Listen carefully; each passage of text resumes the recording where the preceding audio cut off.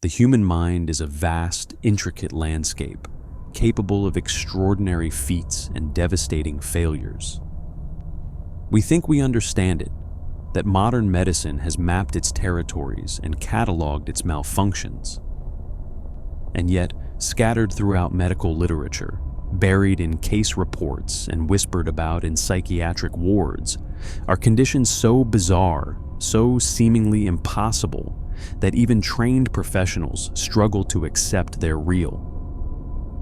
These aren't the familiar faces of mental illness that we've come to recognize.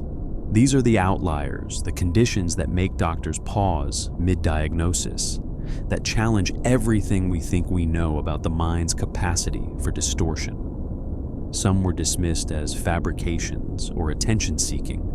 Others were misdiagnosed for decades. A few still exist in a murky space between recognized disorder and medical mystery. Tonight, we're stepping into that uncomfortable territory where belief meets skepticism, where patients insist on impossible truths, and where the line between delusion and reality blurs until it almost disappears. The woman arrived at the hospital with her family in tow, their faces etched with a mix of concern and exhaustion.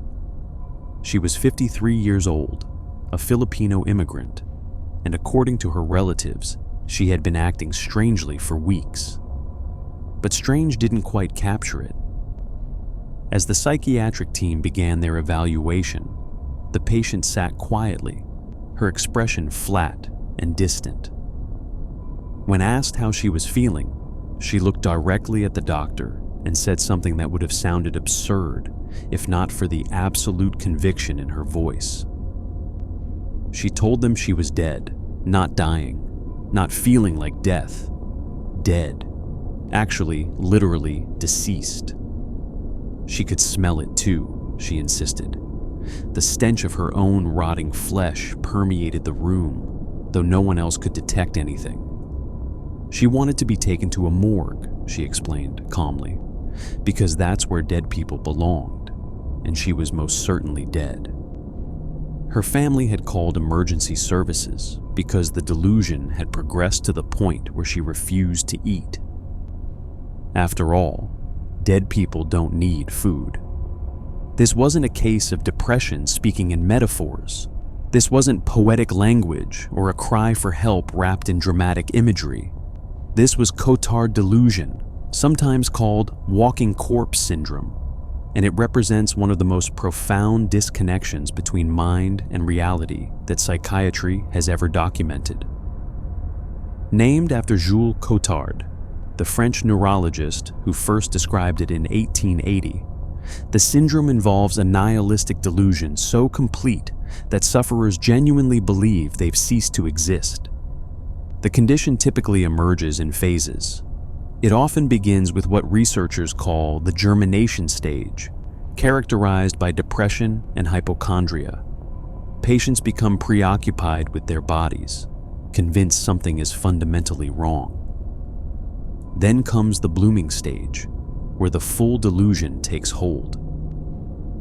This is when patients begin to deny their own existence or claim that parts of their body have disappeared or are decaying.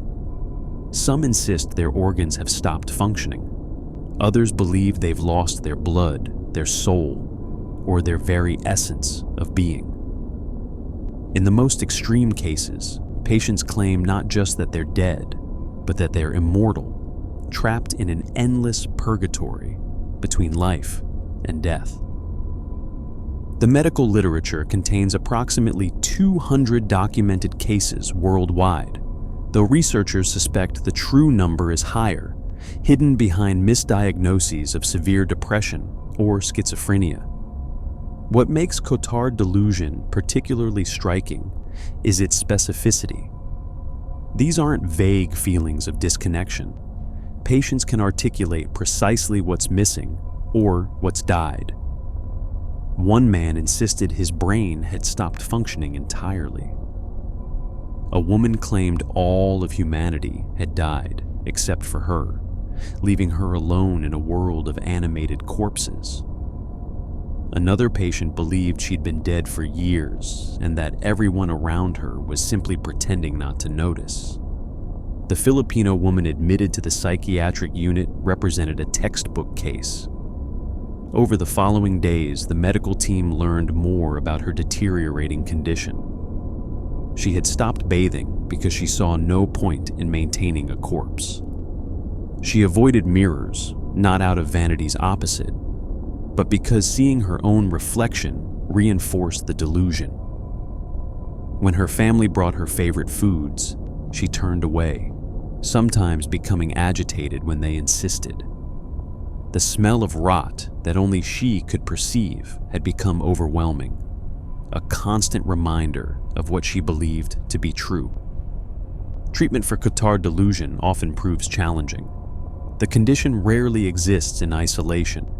It's typically associated with other psychiatric disorders, most commonly severe depression, though it can also appear alongside schizophrenia, bipolar disorder, or various forms of dementia. In some cases, it emerges after neurological damage from strokes, traumatic brain injury, or infections. This woman's case was complicated by the fact that her symptoms had developed gradually, making it difficult to pinpoint a specific trigger or underlying cause. The medical team started her on a combination of olanzapine, an antipsychotic medication, escitalopram, an antidepressant, and lorazepam for anxiety. The dosages were carefully calibrated, increased gradually, while the staff monitored her response. For the first week, there was little change. She remained convinced of her death, resistant to any evidence to the contrary. Her family visited daily, trying to reach her through the fog of delusion, bringing reminders of life, of connection, of all the things that should have proven she was alive. She remained unmoved. Then slowly, something shifted. After 2 weeks on medication, she began to eat small amounts, though she couldn't explain why. By week 3, she started engaging in conversations about her future, using present and future tenses rather than speaking exclusively in the past. The delusion's grip was weakening. By the time she was discharged a month later, the certainty of her death had transformed into a memory of a terrible nightmare. She could recall believing she was dead, but the belief itself had dissolved. She no longer smelled decay. She no longer felt the emptiness where her soul should have been. What causes a brain to generate such a profound denial of self? Researchers have proposed several theories, most centering on disruptions in specific brain regions. Brain imaging studies of Cotard patients have revealed abnormalities in the frontal and temporal lobes, areas crucial for self-awareness and processing reality. Some scientists believe the syndrome results from a disconnect between different parts of the brain's recognition and emotional systems. The individual can perceive themselves and their surroundings, but those perceptions arrive stripped of emotional meaning, creating an eerie sense that something fundamental is missing. There's a fascinating neurological connection between Cotard Delusion and another rare condition called Capgras Syndrome. Both seem to involve similar brain structures, particularly the fusiform face area and the amygdala, but where Capgras involves perceiving others as impostors, Cotard turns that misidentification inward. The brain fails to recognize its own existence as valid, as real. It's as if the neural circuits responsible for maintaining our sense of being alive have short-circuited, leaving only the conviction of non-existence. The mortality rate among untreated Cotard patients can be significant. The self-starvation that often accompanies the delusion can lead to severe malnutrition and organ failure. Some patients have died from dehydration after refusing to drink, convinced their bodies no longer needed sustenance. Others have attempted suicide, not out of despair exactly, but from a logical conclusion that if they are already dead, their physical body should match that reality. Still others have developed life-threatening infections from neglecting hygiene and refusing medical care for physical ailments. But perhaps the most haunting aspect of Cotard Delusion isn't the belief itself, but what it reveals about the fragility of our sense of self. We take for granted that we exist, that we're alive, that the consciousness experiencing these words is real and present. Cotard patients show us how easily that fundamental certainty can evaporate.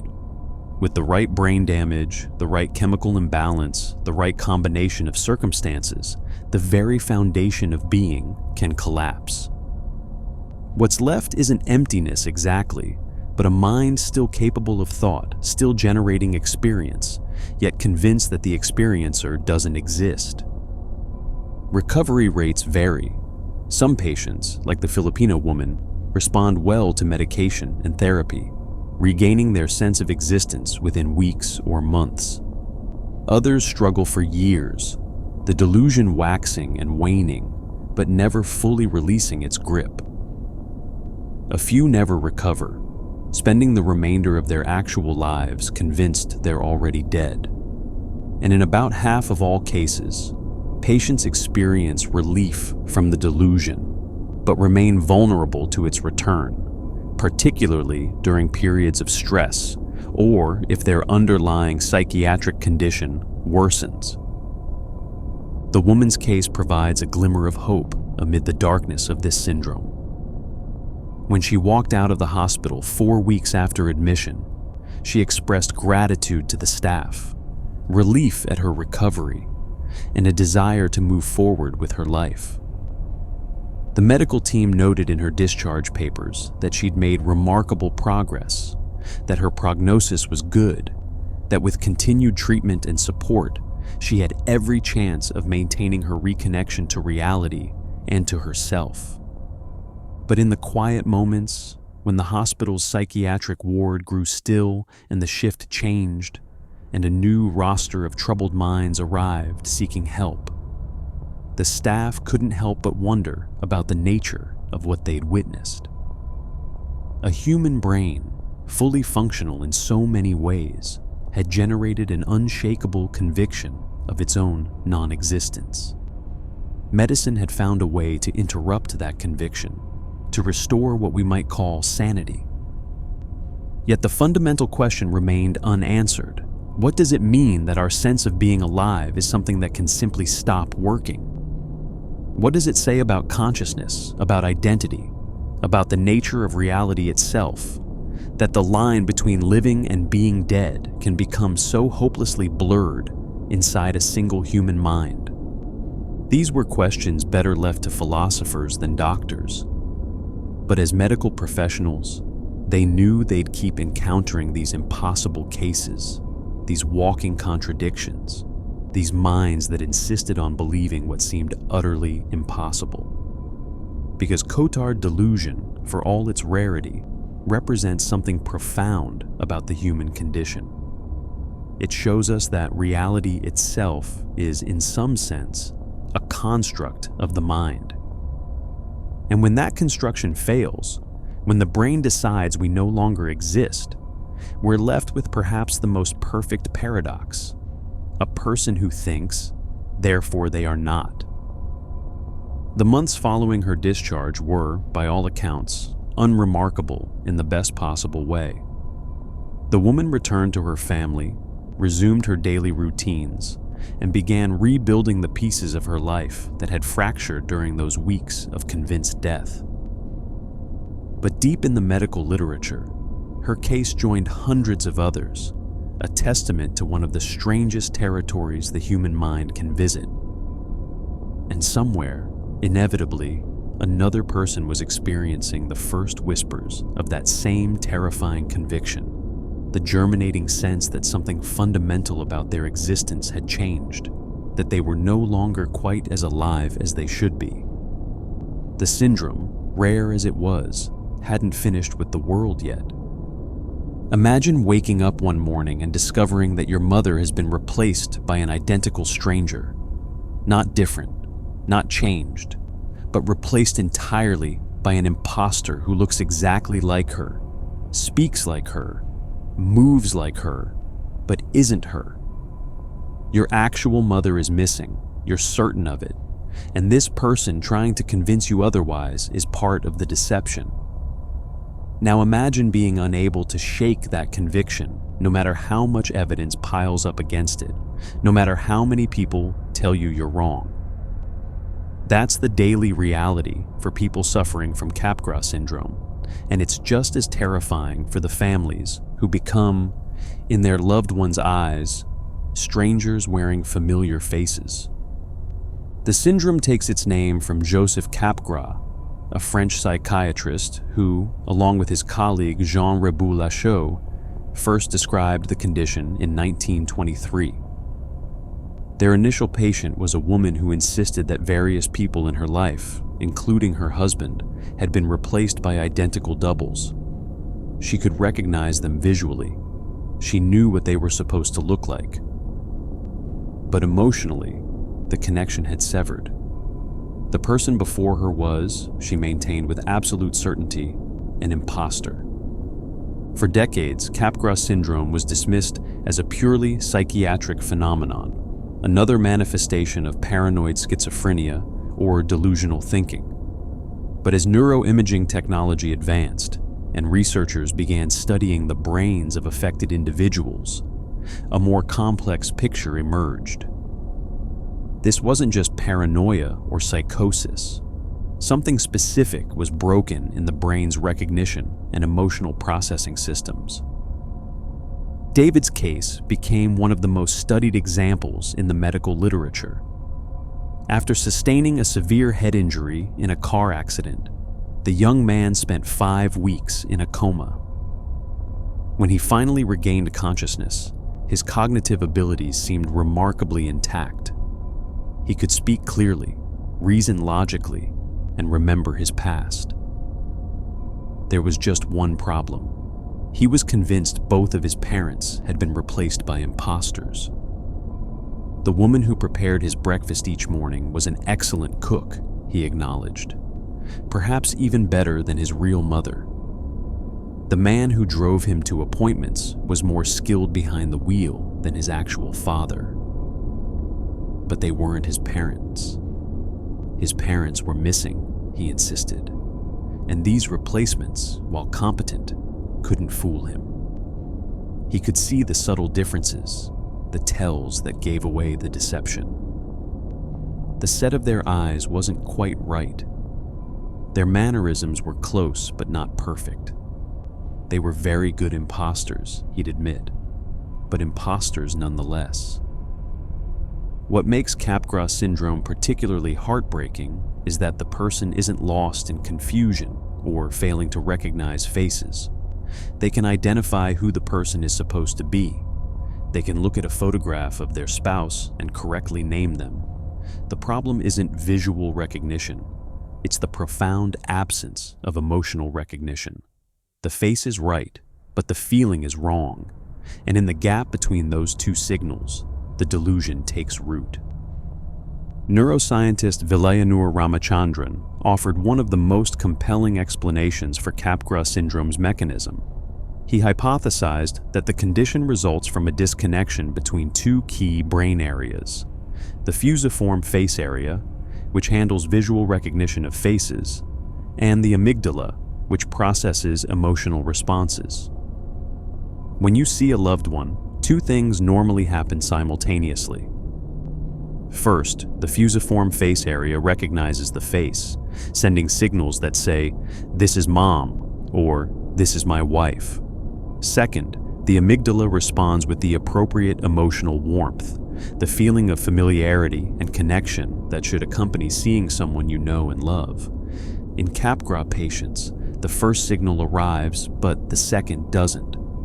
The brain recognizes the face but feels nothing, no warmth, no familiarity, no emotional resonance. And because that emotional response is such a fundamental part of how we recognize people we care about, Its absence creates a deeply unsettling cognitive dissonance. The brain, trying to make sense of this contradiction, generates an explanation. This person looks like my loved one because they're an imposter deliberately disguising themselves. The syndrome can target any relationship, though it most commonly focuses on close family members or spouses. In some cases, the delusion extends to places, with patients insisting their home has been replaced by a perfect replica, or to pets, or even to inanimate objects. The common thread is always the same. Something that should feel familiar instead feels alien, wrong, an elaborate forgery. Mary's case illustrated how destructive Capgras syndrome can become, particularly when children are involved. The 32-year-old woman became convinced that her 9-year-old daughter Sarah had been taken and replaced by an imposter. Mary was certain she'd given birth to twins, not a single child, and that the hospital records had been altered as part of the conspiracy. She began showing up at Sarah's school, refusing to take the imposter home, demanding to know where her real daughter was hidden. School staff would try to reassure her, show her documents, reason with her. None of it made any difference. The woman standing in front of her wasn't her daughter. The situation escalated. Mary would see Sarah in public, riding in cars with strangers who she believed had kidnapped her real child. She'd describe elaborate schemes involving multiple people, all working to keep her daughter from her, while substituting this convincing but false child in Sarah's place. During supervised visits arranged by social services, Mary refused to interact with Sarah, maintaining a cold, suspicious distance. The girl would plead, "I love my mother, except for when she doesn't believe I'm me." But Mary couldn't hear her, or rather, she heard an imposter claiming to love her, which only reinforced the delusion. The psychological toll on Sarah was devastating. She'd done nothing wrong, yet her mother treated her like a stranger, an enemy even. And because Mary showed no other signs of impairment, no general confusion or memory problems, it was difficult for the child to understand. Her mother knew her name, her birthday, their shared history. She just didn't believe Sarah was really Sarah. Eventually, the court system intervened, granting temporary custody to social services. The risk of violence was too great, the psychological damage too severe, to allow the situation to continue. That risk of violence isn't hypothetical. Research indicates that about a third of Capgras patients display aggressive behavior toward the people they perceive as imposters. The logic makes a terrible kind of sense. If you genuinely believe a stranger has taken the place of your loved one, that they're part of a conspiracy or plot, the natural response is fear and defensive action.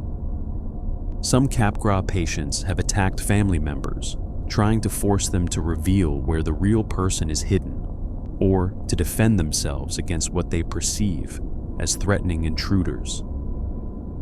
A few cases have ended in tragedy, with patients killing the supposed imposter, only to realize too late, if ever, what they've actually done. The demographics of Capgras syndrome challenged early assumptions about its nature. Initial research suggested it predominantly affected women, fitting the outdated notion that it was a form of hysteria. Later studies revealed it affects both sexes, with some research indicating it might actually be slightly more common in men. The syndrome can emerge at any age, though it tends to appear most frequently in older adults, often in conjunction with neurodegenerative diseases like Alzheimer's or Lewy body dementia.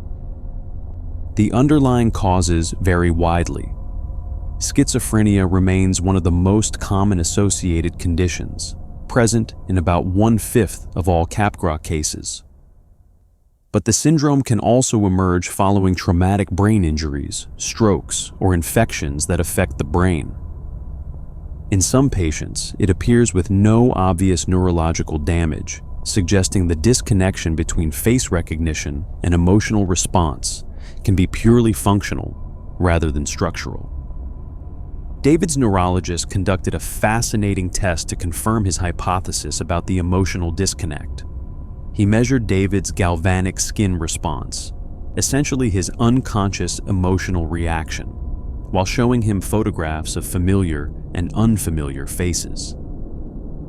In most people, seeing a photograph of their mother triggers a measurable emotional response, a slight increase in skin conductance that indicates recognition at a deep, automatic level. David showed no such response to his parents' photographs. The emotional circuits simply weren't firing. Yet when he spoke to them on the phone, without seeing their faces, the delusion disappeared. Over the phone, they sounded like his parents, felt like his parents, and he accepted them as such. It was only the visual encounter that triggered the imposter belief. This phone test phenomenon appears in multiple Capgras cases. Patients who insist face-to-face that their spouse is an imposter will have normal, loving conversations with them over the phone. The voice, lacking the visual component, doesn't trigger the same emotional disconnect. It suggests that the syndrome is highly specific to visual processing pathways, and that other forms of recognition, auditory or tactile, may remain intact. Treatment options for Capgras syndrome remain limited and often frustrating. Antipsychotic medications can help, particularly when the syndrome appears as part of schizophrenia or another psychotic disorder. But the response rate is inconsistent, and some patients show no improvement despite trying multiple medications. Cognitive behavioral therapy can teach patients and families coping strategies, ways to manage the delusion and reduce conflict, but it rarely eliminates the core belief. The patient still thinks their loved one is an imposter. They just learn to keep that belief to themselves or to act as if it's not true. In Mary's case, multiple antipsychotic medications were tried over several months. None made a significant difference. The delusion remained fixed, unshakable. Eventually, the medical team had to accept that they lacked the tools to restore Mary's ability to recognize her daughter. The best they could offer was ongoing monitoring, support for Sarah, and the hope that time or a different medication might eventually break through. But hope wasn't certainty, and Sarah's childhood continued without her mother, without understanding why the woman who raised her suddenly refused to believe she was real. The most troubling aspect of Capgras syndrome isn't its rarity or even its resistance to treatment. It's what it reveals about the fragility of our most intimate connections. We think we know our loved ones at a fundamental level that transcends explanation. A mother knows her child. A husband knows his wife. These truths feel as solid as physical laws. Yet Capgras shows us that these certainties rest on specific neural circuits, particular patterns of brain activation. Damage those circuits, disrupt those patterns, and suddenly your mother is a stranger, your child is an imposter, your spouse is an elaborate fake. The recognition that we're all just one brain injury, one stroke, one neurological malfunction, away from losing our ability to recognize the people we love most, is, in its way, as terrifying as any horror story ever written. There are rare reports of patients recovering from Capgras syndrome, usually following treatment of an underlying condition or healing from acute brain injury. David, the young man who'd survived the car accident, was one such case. Over months and eventually years, with a combination of rehabilitation and time allowing his brain to rewire itself, the conviction that his parents were imposters gradually faded. He described the shift not as a sudden realization, but as a slow diminishing of certainty. The feeling that something was wrong with them became less intense. The emotional response began, tentatively at first, to return. Eventually, he looked at his mother and father, and they felt like his mother and father, and the months of believing otherwise took on the quality of a strange dream. But many patients aren't so fortunate. Mary's delusion persisted, resistant to every intervention. Sarah grew older, moved through foster care, eventually aging out of the system with profound psychological scars from the experience of being rejected by the person who should have loved her unconditionally. And Mary lived on, her mind trapped in a reality where her real daughter was missing, hidden somewhere by conspirators she couldn't quite identify, while an imposter pretended to be the child she'd lost. In the broader scope of psychiatric medicine, Capgras Syndrome stands as a reminder that our sense of reality is negotiable, that the brain can generate elaborate alternative narratives to explain away contradictions in its own processing. When the emotional signal doesn't match the visual input, when seeing a loved one feels like seeing a stranger, the mind doesn't accept this as a malfunction. Instead, it crafts a story that makes the malfunction make sense. And once that story takes hold, once the explanation becomes an unshakable belief, breaking through becomes nearly impossible. The imposter, in a sense, isn't the loved one who's been replaced. It's the delusion itself, masquerading as truth. And unlike the people it misidentifies, the delusion rarely reveals its true nature. The child's parents brought her into the emergency room on a Tuesday evening in October. Their daughter, 7-year-old Emma, had been complaining for several days that things looked wrong. At first, they'd assumed she needed glasses. But when she tried to describe what she was seeing, the explanation didn't sound like simple blurry vision. Objects, she said, were shrinking and growing. The hallway at school stretched impossibly long, then compressed into a cramped corridor. Her hands, when she held them in front of her face, seemed to swell to enormous size, then deflate to tiny, distant things that didn't quite feel like they belonged to her body. The emergency room physician listened carefully, conducted a basic neurological exam, and admitted her for observation. Over the next 2 days, Emma experienced several more episodes. During one, she insisted the nurse standing beside her bed was miles away, receding into the distance even though neither of them had moved. During another, she felt her entire body shrinking, becoming so small she feared she might disappear entirely. The episodes lasted anywhere from 15 minutes to an hour. Between them, Emma seemed perfectly normal, a bright, articulate child who could clearly describe the impossible things she'd been experiencing. The medical team eventually arrived at a diagnosis that sounded like something out of a fairy tale: Alice in Wonderland Syndrome. Named after Lewis Carroll's famous novel, where young Alice experiences dramatic changes in her size, the condition causes temporary distortions in how the brain processes visual information and body perception. Objects may appear larger than they are, a phenomenon called macropsia, or smaller, known as micropsia. Distances become unreliable, with things seeming much closer or farther away than they really are. Some patients experience a distorted sense of time, with minutes feeling like hours or hours compressing into moments. Emma's case was relatively straightforward. Further investigation revealed she'd been suffering from migraines, though she hadn't recognized the headaches as such because they were relatively mild.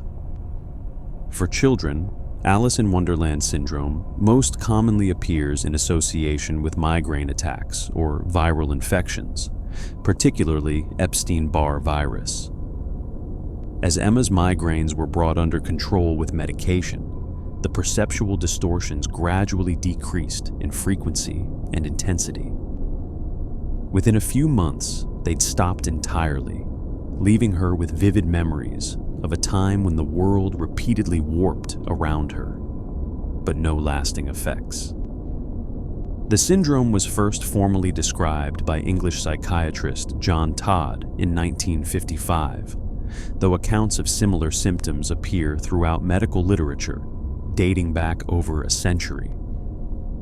There's strong speculation that Lewis Carroll himself suffered from the condition, possibly as a result of the severe migraines he's known to have experienced. His detailed descriptions of Alice's size changes, her distorted perceptions of Wonderland, and the general sense of unreality that pervades the story all align remarkably well with the syndrome that would eventually bear his character's name. What makes Alice in Wonderland Syndrome particularly interesting from a neurological perspective is that it's not technically a hallucination. Patients aren't seeing things that don't exist. Rather, they're experiencing genuine distortions in how their brain processes real visual and sensory information. The signals from the eyes reach the brain correctly, but somewhere in the visual processing regions, particularly in the temporal and parietal lobes, something goes awry. The brain miscalculates sizes, distances, and proportions, generating perceptions that, while based on reality, are grotesquely skewed. Research into the syndrome has revealed that it may not be as rare as originally thought. A study of over 3,000 Japanese adolescents found that about 6 to 7% reported experiencing micropsia or macropsia at some point, suggesting that at least some symptoms of Alice in Wonderland syndrome occur with surprising frequency. The full syndrome, with multiple concurrent symptoms and significant disruption to daily life, remains rare. But isolated episodes of size distortion, particularly in children and adolescents, appear to be relatively common, often going unreported because they're brief and don't repeat. Michael's case represented a more troubling manifestation. At 28, he began experiencing Alice in Wonderland symptoms without any clear trigger. Unlike Emma's pediatric, migraine-related episodes, Michael's distortions appeared spontaneously and grew progressively worse. He described watching his hands expand while he typed at his computer, the fingers stretching obscenely until they looked like they belonged to some grotesque giant. Driving became impossible because cars ahead of him would suddenly seem to leap backwards, receding to distant points, while the speedometer insisted he was maintaining constant speed. More unsettling were the body perception distortions. Michael would look down at his legs and see them extending impossibly far, as if he'd grown to be 10 feet tall. Other times, he'd feel his entire body compressed into a space too small to accommodate a human form. The sensation was suffocating, claustrophobic, even though nothing had actually changed about his size or his surroundings. His mind knew this wasn't real, but his perception insisted it was, and the cognitive dissonance between knowing and experiencing became overwhelming. Neuroimaging of Michael's brain revealed abnormal activity in the temporoparietal junction, the region where the temporal and parietal lobes meet. This area is crucial for integrating sensory information and maintaining spatial awareness. Additional scans showed reduced blood flow to parts of his occipital lobe during episodes, the visual processing center at the back of the brain. Together, these findings suggested his Alice in Wonderland syndrome stemmed from a functional disruption in how different brain regions communicated, causing the perceptual systems to generate wildly inaccurate representations of space and size. Treatment proved challenging. Migraine medications helped reduce the frequency of Michael's episodes, but they didn't eliminate them entirely. Anti-epileptic drugs showed some promise, as did certain antipsychotics in low doses. Eventually, a combination approach, mixing prophylactic migraine medication with cognitive behavioral therapy to help him cope with episodes when they occurred, brought his symptoms to a manageable level. The distortions still happened occasionally, but less frequently and with less intensity. More importantly, he'd learned techniques to ground himself during episodes, to remind himself that what he was experiencing wasn't real, even as his brain insisted otherwise. The syndrome can appear across the lifespan, though it shows different characteristics depending on age of onset. In children, it's almost always benign, associated with migraines or infections, and resolving completely once the underlying condition is treated. In adolescents and young adults, the picture becomes more complex. Episodes may be longer, more severe, and more resistant to treatment. By middle age, when Alice in Wonderland Syndrome appears for the first time, it often signals underlying neurological conditions, possibly brain tumors, stroke, or the early stages of neurodegenerative disease. One of the most fascinating aspects of the syndrome is how patients describe the experience. Unlike psychotic hallucinations, where individuals might believe something impossible is actually real, Alice in Wonderland, patients typically maintain insight. They know their hands haven't actually grown to 10 times normal size. They understand that the hallway isn't really stretching into the distance, but the perceptual experience is so vivid, so compelling, that it overrides their intellectual knowledge. They see their hands as giant. They experience the hallway as infinitely long. The disconnect between perception and understanding creates profound anxiety and disorientation. There are several subtypes of distortions within Alice in Wonderland Syndrome. Macropsia, the perception that things are smaller than they are, is the most commonly reported symptom. Patients describe objects and people shrinking before their eyes, becoming tiny, distant, toy-like. Macropsia, where things appear larger, is somewhat less common, but can be equally disturbing. Imagine watching a familiar object, say a coffee cup, suddenly swell to the size of a small car, while rationally knowing it hasn't changed at all. Teleopsia and polopsia involve distance perception rather than size. In teleopsia, objects appear farther away than they are, creating the sensation that the world is receding, that everything is becoming unreachably distant. Polopsia does the opposite, making things seem much closer, sometimes uncomfortably so, as if the environment is crowding in.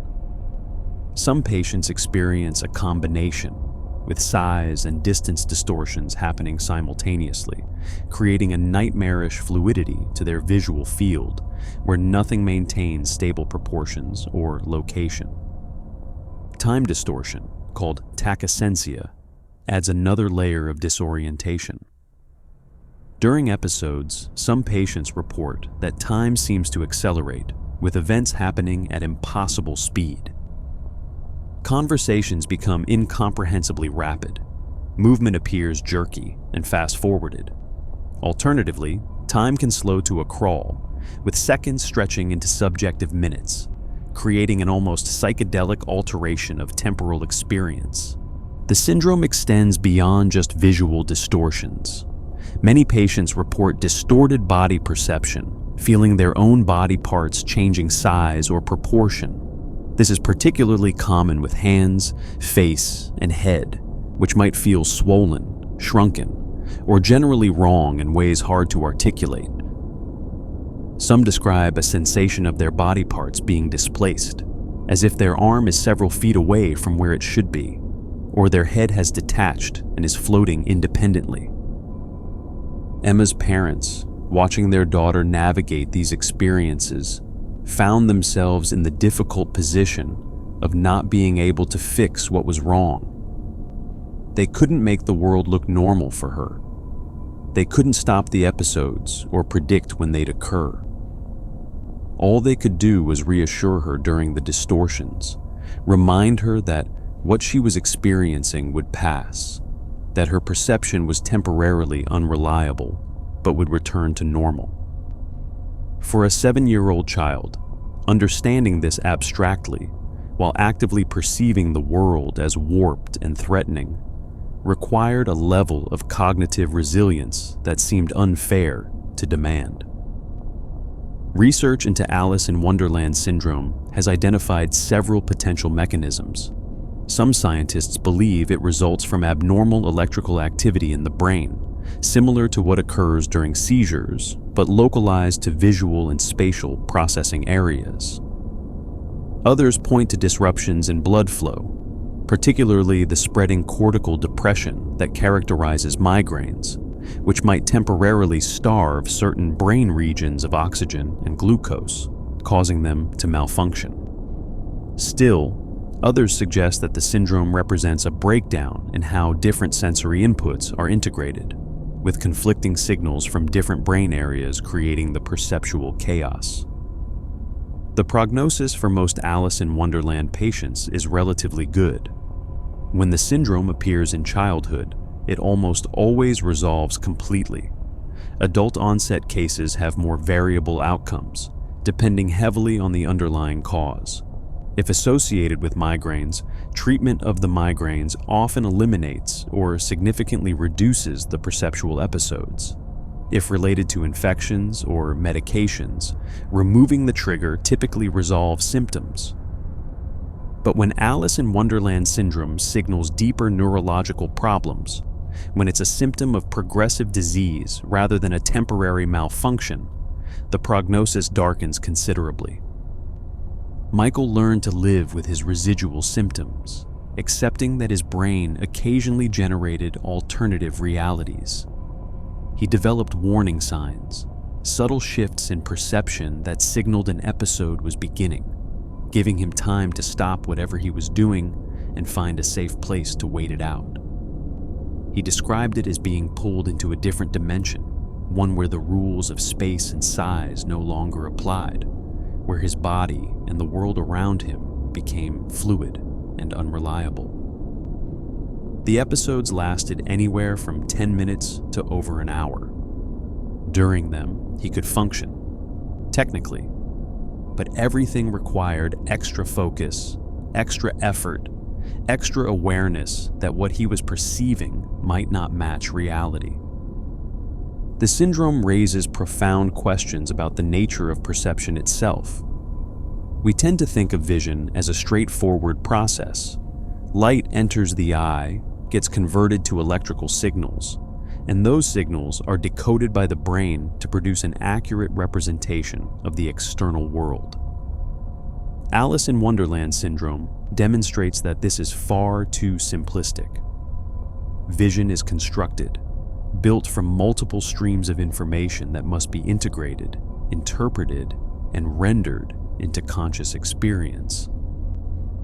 When that construction process malfunctions, when the integration fails or the interpretation goes wrong, the result is an absence of vision, but distorted vision. A world that looks real, but isn't quite right. As Emma's episodes faded and eventually stopped, as Michael's symptoms stabilized into manageable, intermittent distortions, both of them carried forward a strange kind of experiential knowledge. They'd seen the world transform. They'd watched solid reality become plastic and uncertain. They knew, in a way most people never do, that what we see and what actually exists aren't quite the same thing. That perception is a trick the brain plays, usually a reliable one, but still ultimately a construction that can fail. And while that knowledge could be unsettling, it also granted a certain perspective, a reminder that the reality we navigate every day is more fragile, more contingent than we typically acknowledge. Somewhere in that insight, uncomfortable as it was, lay something almost valuable. If perception could distort so dramatically while the world itself remained unchanged, then perhaps other aspects of experience, other certainties we took for granted, were equally malleable. Perhaps the boundaries between possible and impossible, real and unreal, were more porous than anyone wanted to admit. Alice in Wonderland Syndrome, for all its strangeness, was a window into that unsettling truth. The first time Thomas felt the wrongness, he was 16 years old. He woke up one morning and his left leg felt like it didn't belong. Not painful, not numb, just fundamentally wrong, as if someone had attached a foreign object to his hip and expected him to carry it around. He tried to explain the sensation to his parents, but the words came out garbled. How do you describe the feeling that a part of your body isn't yours? He thought maybe he'd slept on it wrong, that the feeling would fade. It didn't. Over the following months, the wrongness intensified. Thomas would look down at his left leg and feel a visceral sense of revulsion. That leg wasn't part of him. It was extra, an appendage that should be removed, that needed to be removed for him to feel complete. The thought of amputation didn't repulse him. It promised relief, wholeness, an end to the constant wrongness that haunted every waking moment. He began researching, diving into medical literature, discovering to his shock that other people experienced the same thing. The condition had a name: Body Integrity Identity Disorder. Body Integrity Identity Disorder, or BIID, represents one of the most ethically troubling conditions in all of psychiatry.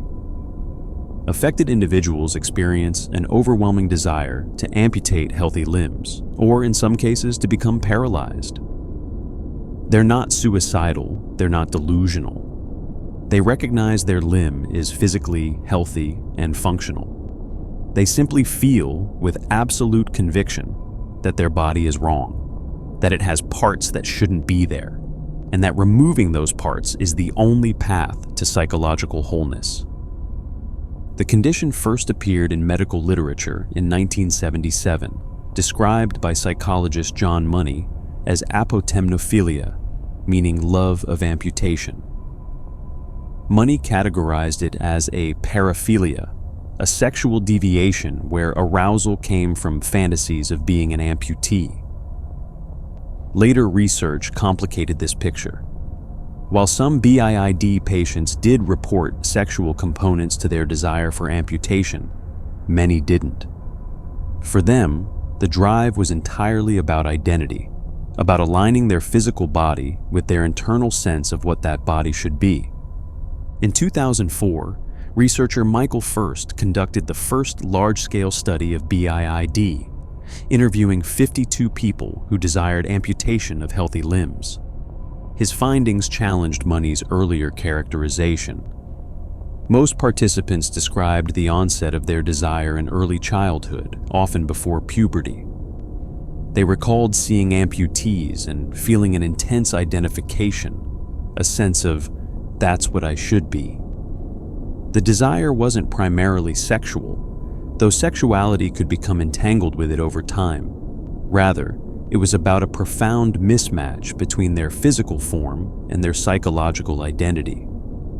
First renamed the condition Body Integrity Identity Disorder, shifting focus from paraphilia to identity.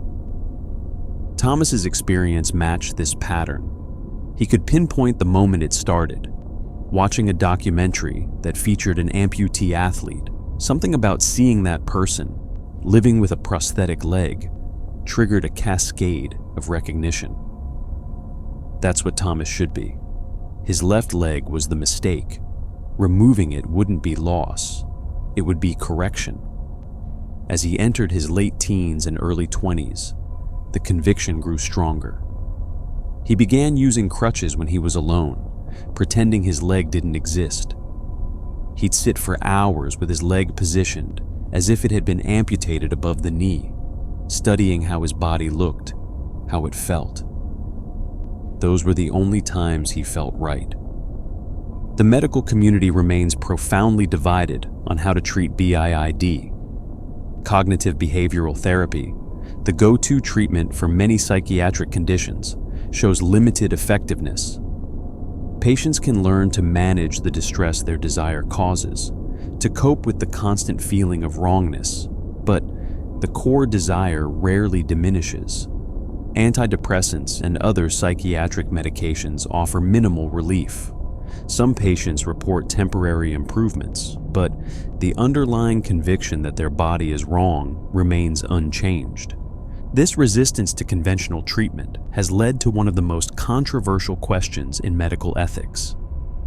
Should surgeons perform elective amputations on BIID patients?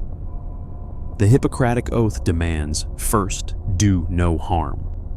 Amputating a healthy, functional limb would seem to violate that principle entirely. Yet, research suggests that for BIID patients who undergo amputation, satisfaction rates are remarkably high.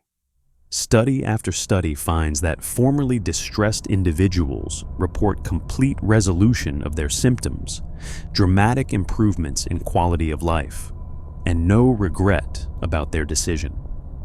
In Scotland, in the late 1990s, surgeon Robert Smith performed 2 elective amputations on BIID patients.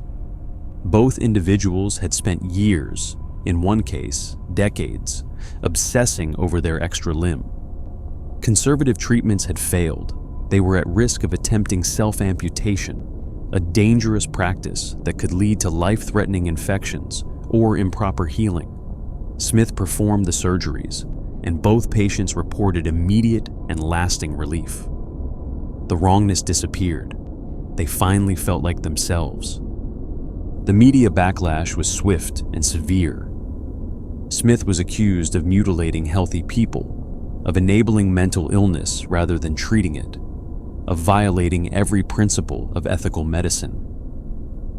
The hospital where he worked banned the procedures. Smith stopped performing them, and to this day, very few surgeons anywhere in the world will consider elective amputation for BIID patients. The ethical barriers remain too high, the cultural discomfort too profound. Thomas knew all this. He'd read the case studies, the ethical debates, the stories of people who'd resorted to desperate measures. Some BIID patients have deliberately injured their unwanted limbs, creating damage severe enough that amputation becomes medically necessary. They've shot themselves, positioned limbs on train tracks, used dry ice to cause frostbite, anything to force doctors' hands.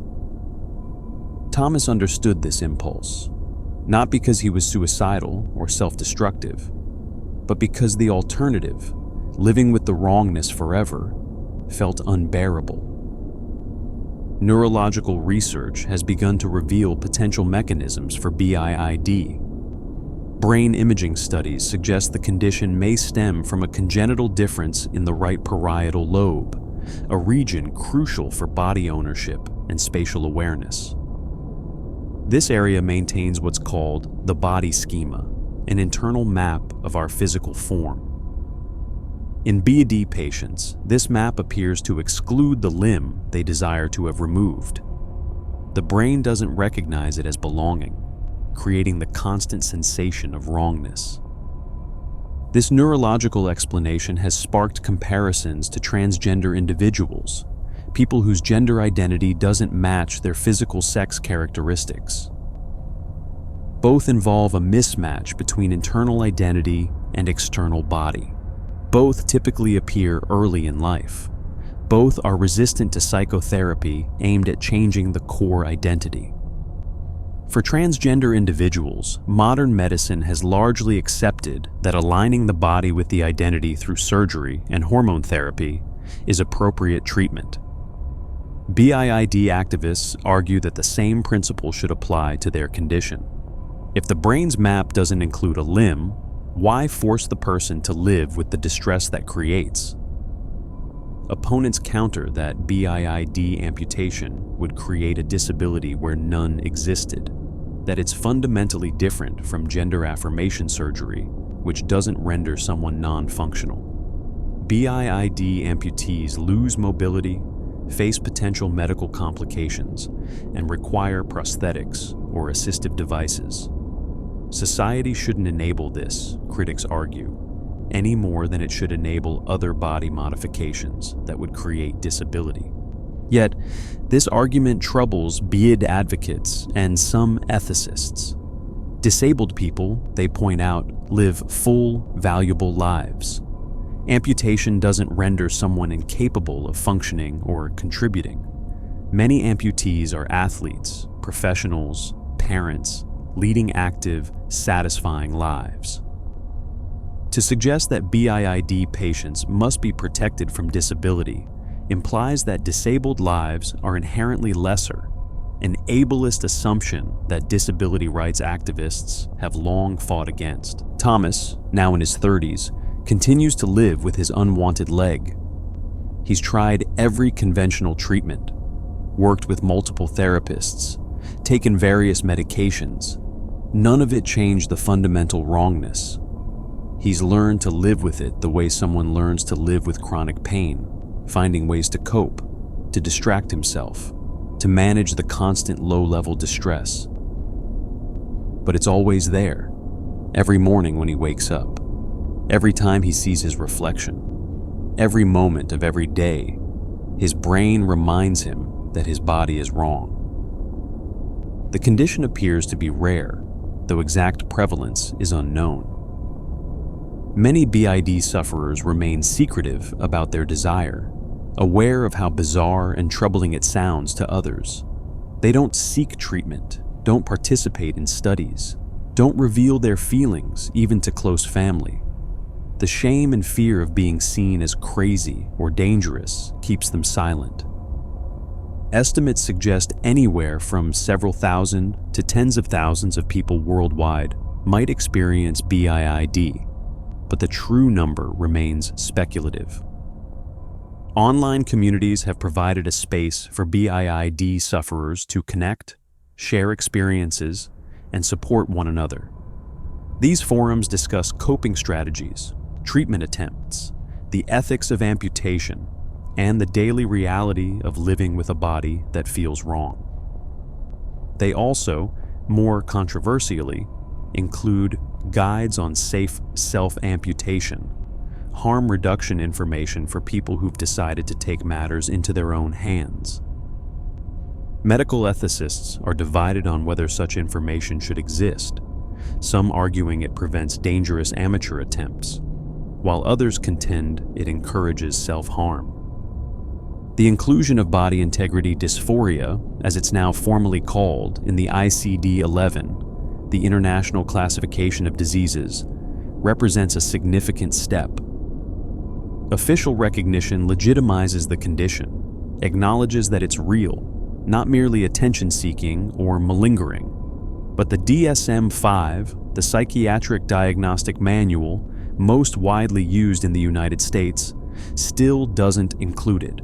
The condition remains in a liminal space, recognized by some authorities, dismissed by others, and profoundly misunderstood by the general public.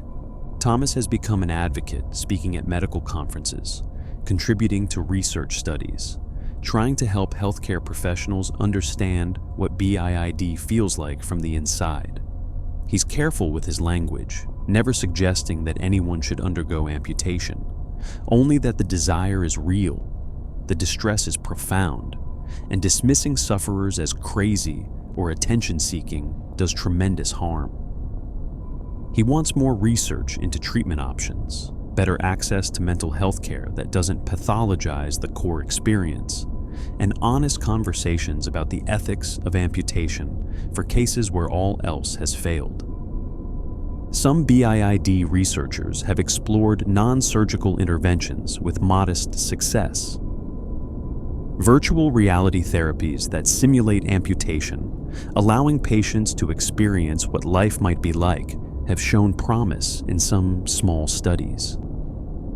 Transcranial magnetic stimulation, a technique that uses magnetic fields to influence brain activity, has been tried experimentally with mixed results. But no treatment has emerged as consistently effective, and for many sufferers, the core desire remains impervious to intervention. The question that haunts both patients and doctors is ultimately about autonomy and harm. Should competent adults be allowed to make decisions about their own bodies, even decisions that seem irrational or harmful to others? At what point does protecting someone from themselves become paternalistic overreach?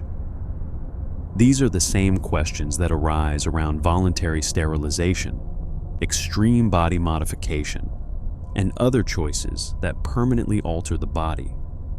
Society hasn't reached consensus, and BIID sits uncomfortably at the center of this ethical uncertainty. Thomas knows his chances of finding a surgeon willing to perform the amputation he desires are essentially zero. The medical establishment has made its position clear. He'll likely live the rest of his life with a body that never feels quite right, a limb that never quite belongs, a wrongness that never quite resolves.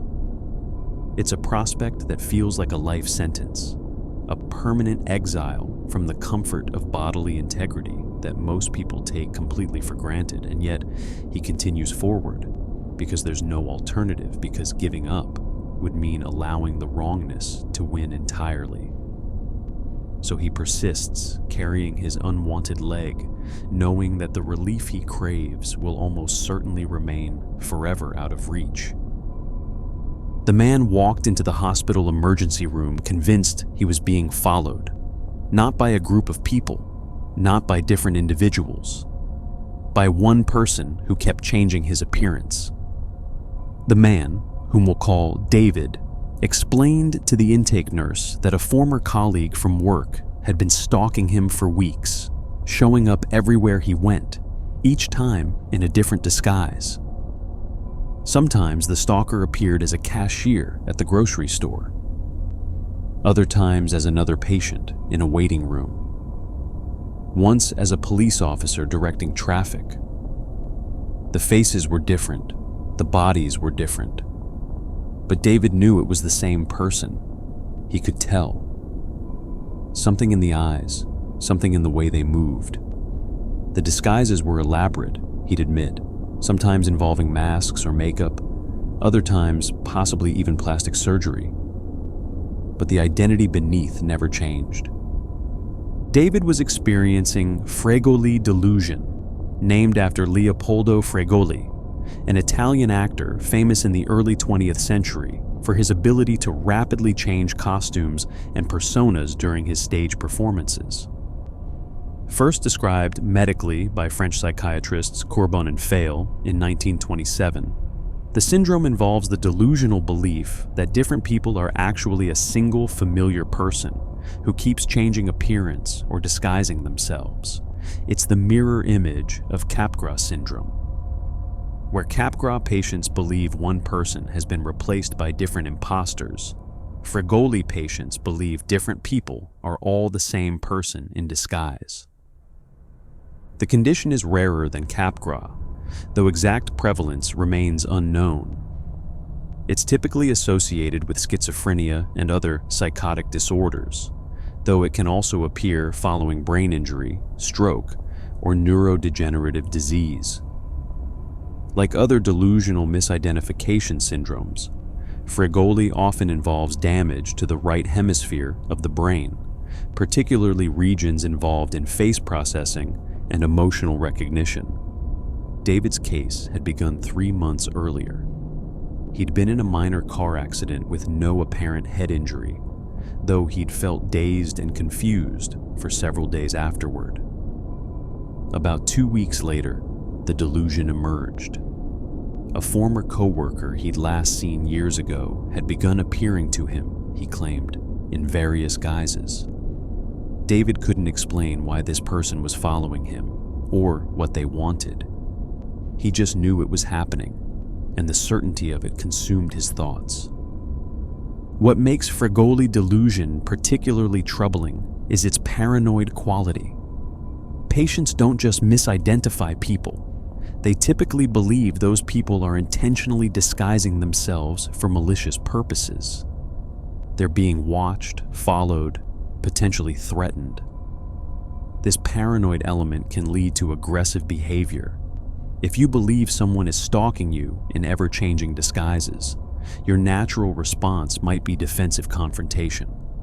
Several documented cases of Fregoli patients have involved violence toward the supposed stalker, which makes the condition not just a curiosity, but a genuine public safety concern. The young man's psychiatrist, reviewing his case history, noted that David had no prior psychiatric diagnoses. The delusion had appeared suddenly, fully formed, without the prodrome of symptoms one might expect with schizophrenia. Brain imaging revealed subtle abnormalities in the right frontal and left temporal regions, areas that, when damaged, have been associated with Fregoli delusion in other patients. The psychiatrist concluded this was likely a secondary delusional disorder, triggered by the minor brain injury from the car accident. Treatment followed the standard approach for delusional disorders: antipsychotic medication, specifically risperidone, combined with supportive therapy. The medication aimed to reduce the intensity of the delusion, though complete elimination was unlikely.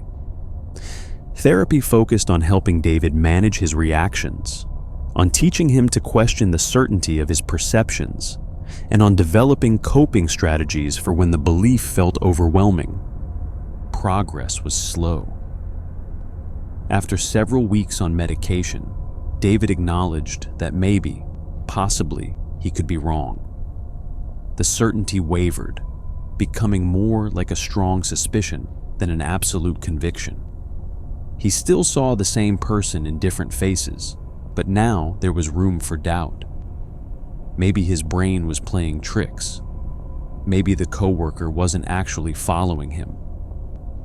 The doubt was painful in its own way, creating cognitive dissonance between what he perceived and what he intellectually knew to be more likely. But doubt was progress.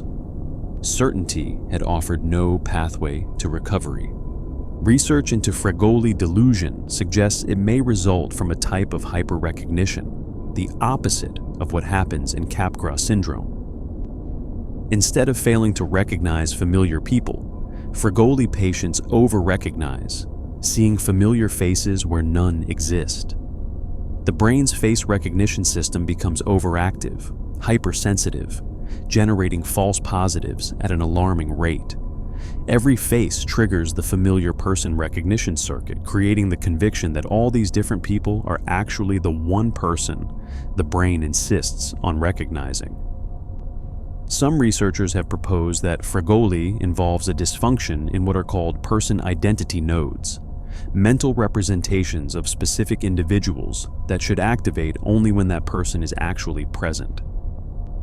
In Fregoli patients, one particular identity node becomes chronically hyperactive, firing not just for the actual person, but for a broad range of people who share even minor features. The brain then must explain why this person keeps appearing with different faces, and the explanation it generates involves disguises, masks, and intentional deception. The condition can take different forms. Some patients, like David, believe a single familiar person is appearing in multiple disguises. Others believe several people they know are all working together, taking turns following them in various forms. Some believe the disguises are physical, involving makeup, wigs, or surgical alteration. Others think the transformations are more fundamental, possibly involving supernatural or science fiction elements like shape-shifting or possession. In a case from Switzerland, a 21-year-old man developed Fregoli delusion in conjunction with his use of social media. He became convinced that women in his Facebook feed were all actually his ex-girlfriend disguising herself. Hundreds of different profiles, all maintained by the same person using different photos. The delusion was selective, affecting only his perception of women he saw online, not in person. It was also modality specific, focusing on visual recognition through photographs rather than direct face-to-face encounters. This case illustrated how modern technology could provide new contexts for old delusions. The core mechanism, hyperrecognition and misidentification, remained the same as it had been when the syndrome was first described in the 1920s. But the theater where it played out had expanded, now including digital spaces, online identities, and virtual representations of people. The brain's tendency to find patterns, to insist on recognizing familiar faces, could now extend into realms that didn't exist when Fregoli delusion was first categorized. The prognosis for Fregoli patients varies depending on the underlying cause. When the delusion appears as part of schizophrenia or another primary psychiatric disorder, treatment addresses the broader condition with the hope that the specific delusion will diminish as overall symptoms improve. When Fregoli results from brain injury or neurological disease, the outlook depends on whether the damage is progressive or stable. Some patients show gradual improvement as the brain compensates for injury. Others remain delusional for life. David's case fell into a more optimistic category. After 6 months on medication and in therapy, the delusion had weakened significantly. He no longer actively believed his coworker was following him in disguises, though he reported occasional flashes of recognition, moments where he'd see someone and briefly feel certain it was the same person before the feeling passed. These residual symptoms were manageable. They didn't disrupt his daily functioning or cause significant distress. His psychiatrist characterized this as a successful outcome, even though complete elimination of the abnormal recognition hadn't occurred. The relationship between Fregoli delusion and violence deserves closer examination. Studies suggest that up to a third of Fregoli patients display aggressive or violent behavior, often directed at the person or people they believe are stalking them. In a particularly tragic case, in India, a man with Fregoli delusion killed another patient at the psychiatric hospital where he was being treated, believing the victim was his father's enemy disguised as a fellow patient. The man thought he was defending himself against someone who'd been trying to harm him for years and who'd infiltrated the hospital specifically to target him. This risk of violence complicates treatment and raises difficult questions about hospitalization and involuntary commitment. Does having Fregoli delusion, with its inherent paranoid quality, automatically make someone a danger to others? Or does it depend on the specific manifestation and the individual's history? There's no clear answer, and clinicians must make judgment calls, balancing patient autonomy against public safety in ways that aren't always satisfying to anyone involved. In less severe cases, Fregoli patients learn to live with their altered perception. They might continue to experience the hyperrecognition, the feeling that strangers are familiar people in disguise, but develop insight into the fact that this feeling is unreliable. They can function in society, hold jobs, maintain relationships, even while carrying this bizarre tendency to see the same face in multiple people. The delusion becomes less a consuming belief and more a persistent quirk of perception that they've learned to doubt. David eventually returned to work, resumed his normal life, continued his medication and therapy. His coworkers never knew he'd gone through a period where he'd believed a former colleague was stalking him in elaborate disguises, showing up as everyone from the parking lot attendant to the CEO. That reality belonged to a chapter that had, mostly, closed. What remained was the knowledge that his brain had generated an elaborate alternative narrative, convinced him of impossibilities, and that medication and therapy had slowly, painstakingly, helped him find his way back to a more consensus reality. For the people who became, in David's mind, disguises for his stalker, the experience was equally strange. They'd gone about their normal business, unaware that the man they'd briefly interacted with saw them as an elaborate deception. The cashier who rang up his groceries had no idea he believed she was his former coworker in disguise. The police officer directing traffic didn't know he'd triggered intense paranoid certainty. They were simply living their lives, ordinary people in ordinary circumstances, unknowingly cast as characters in a delusion they'd never consented to join. Cotard Delusion, like all misidentification syndromes, creates these strange asymmetries, where one person's profound conviction exists invisible and unknowable to everyone around them until the delusion manifests in behavior that can no longer be ignored. The tourist arrived in Florence on a Tuesday afternoon in late March, part of a week-long tour through Italy's artistic heart. She was 29 years old, had studied art history in college, and had dreamed of visiting Florence since she was a teenager. The Uffizi Gallery was at the top of her must-see list, home to some of the most celebrated works of the Renaissance. She entered the gallery that first afternoon, armed with an audio guide and a map of the collection, ready to spend hours immersed in masterpieces she'd only ever seen in textbooks. In the second room, standing before Botticelli's Venus, something happened. The painting was even more beautiful than she'd imagined, the goddess rising from the sea, her expression serene and otherworldly. The tourist felt her heart begin to race. A wave of dizziness washed over her. The room seemed to tilt and pulse. She felt intensely anxious, almost panicked, though she couldn't identify why. She stepped back from the painting, tried to catch her breath, but the sensations intensified. Her vision blurred. The walls felt like they were closing in. Before she could call for help, she fainted, collapsing onto the gallery floor. Museum staff, accustomed to such incidents, called for medical assistance. The tourist was taken to Santa Maria Nuova Hospital, where she was examined, given fluids, and asked to describe what she'd experienced. The emergency room physician, after hearing her account and ruling out other medical causes, delivered a diagnosis that sounded almost whimsical: Stendhal Syndrome. She'd had an art attack. The beauty had overwhelmed her system to the point of collapse.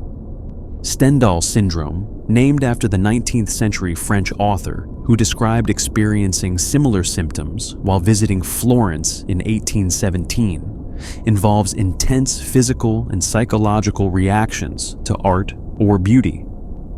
Symptoms include rapid heartbeat, dizziness, confusion, fainting, panic attacks, and in extreme cases, temporary hallucinations or dissociative episodes. It's also known as Florence Syndrome because the vast majority of documented cases occur specifically in Florence, where centuries of accumulated artistic masterpieces create what psychiatrists describe as an aesthetic overload. The condition is not formally recognized in the DSM-5, and many psychiatrists question whether it exists as a distinct syndrome or is simply acute anxiety triggered by the stress of travel, unfamiliar surroundings, and cultural overload. Yet hospital records in Florence document over 100 cases between 1977 and 1986, all with remarkably similar presentations. Tourists, typically between 26 and 40 years old, often traveling alone, experiencing intense emotional and physical reactions while viewing famous artworks. The symptoms are real, even if debate continues about whether they constitute a unique disorder. Italian psychiatrist Graziella Magherini, who worked at Santa Maria Nuova Hospital during that period, coined the term Stendhal Syndrome and published a book detailing the cases she'd observed. She noted that affected individuals tended to be sensitive, impressionable, and deeply engaged with art. They weren't casual viewers, but people for whom art held profound meaning. When confronted with works they'd studied and anticipated for years, when the reality of standing before an original Caravaggio or Michelangelo hit them, their systems simply overloaded. The original Stendhal, the pseudonymous French author for whom the syndrome is named, described his experience visiting the Basilica of Santa Croce. He felt ecstatic, transported by the beauty of Giotto's frescoes and the proximity to tombs of great men like Galileo and Michelangelo. But the ecstasy came with a physical cost. His heart pounded violently. He felt drained of life. He walked in fear of falling. The experience was simultaneously transcendent and terrifying, beauty pushing him past his capacity to process it. Some researchers suggest Lewis Carroll, author of Alice in Wonderland, might have experienced something similar, his strange encounters with overwhelming beauty manifesting as perceptual distortions rather than fainting spells. Dostoevsky reportedly became intensely agitated viewing Hans Holbein's Dead Christ, an experience that later informed his novel, The Idiot. The phenomenon of art overwhelming the viewer isn't new. What's unusual is the concentration of cases in Florence specifically. Several factors might explain Florence's particular association with the syndrome. First, the sheer density of masterworks in the city is unparalleled. Visitors can see multiple world-famous pieces in a single day, can walk from Michelangelo's David to Botticelli's Birth of Venus to Caravaggio's Medusa within hours. This concentrated exposure creates cumulative stress on the emotional and aesthetic processing systems. Second, many visitors arrive with enormous expectations, years of anticipation, a sense that Florence represents the pinnacle of human artistic achievement. When reality meets that level of anticipation, the emotional reaction can be intense. Third, travel itself creates vulnerability, jet lag, cultural dislocation, the stress of navigating an unfamiliar city in a foreign language, all lower the threshold for psychological overwhelm. The tourist who fainted before Botticelli's Venus spent the night in the hospital, though tests revealed no underlying medical problems. She was advised to pace herself, to take breaks between major artworks, to stay hydrated, and to be mindful if she felt symptoms returning. When she returned to the Uffizi 2 days later, she approached more cautiously. She limited herself to 2 hours, rested on benches between viewing major pieces, and left before feeling overwhelmed. The strategy worked. She completed her Florence visit without further incidents, though she reported that standing before certain paintings still triggered a racing heart and sense of emotional intensity that verged on uncomfortable. Critics of Stendhal syndrome as a diagnosis argue that what's being described is simply acute anxiety or panic attacks triggered by the stress of travel and high expectations. The romantic notion of being overcome by beauty, they suggest, provides a culturally acceptable explanation for symptoms that would otherwise be labeled as simple panic. There's probably truth to this criticism. Some documented Stendhal syndrome cases likely were panic attacks that happened to occur in an art gallery. But that doesn't entirely explain the phenomenon's concentration in Florence or the consistent pattern of symptoms reported across decades. Another theory suggests Stendhal syndrome represents a form of culture shock, an overwhelming confrontation with the historical and artistic weight of a place like Florence. For visitors from less historically saturated regions, the visceral presence of centuries of human achievement can create a kind of temporal vertigo. They're not just seeing beautiful things, they're confronting the accumulated genius of civilization, the reminder of their own smallness in the face of enduring greatness. That confrontation can manifest psychologically and physically. A case from 2018 illustrated the syndrome's persistent relevance. An Italian man suffered a heart attack while viewing Botticelli's Venus at the Uffizi. Visiting doctors on a tour happened to be nearby and revived him with a defibrillator. He survived, but spent days in the hospital recovering. The Uffizi director, when asked about the incident, acknowledged that such events weren't unprecedented. People fainted, had seizures, experienced panic attacks. The emotional and psychological stress of visiting the gallery was real and occasionally manifested in medical emergencies. The existence of Paris syndrome, a similar condition affecting Japanese tourists in Paris who experience overwhelming distress when the reality of the city doesn't match their romanticized expectations, suggests that certain destinations carry psychological weight that can overwhelm vulnerable individuals. Jerusalem syndrome, involving religious delusions and altered states in Jerusalem, represents an even more extreme manifestation. What all these conditions share is the collision of internal expectation with external reality, the strain of confronting places that carry enormous cultural or historical significance. For the tourist who fainted in the Uffizi, the experience became a strange badge of honor. She'd been literally overwhelmed by beauty, had responded so intensely to art that her body couldn't handle it. There was something romantic about that, something that validated her deep engagement with aesthetics. But the experience also left her more cautious, more aware of her own vulnerability to emotional overload. She'd learned that beauty could be dangerous, that transcendence came with costs, that sometimes the human nervous system simply wasn't built to handle the weight of what the eyes took in.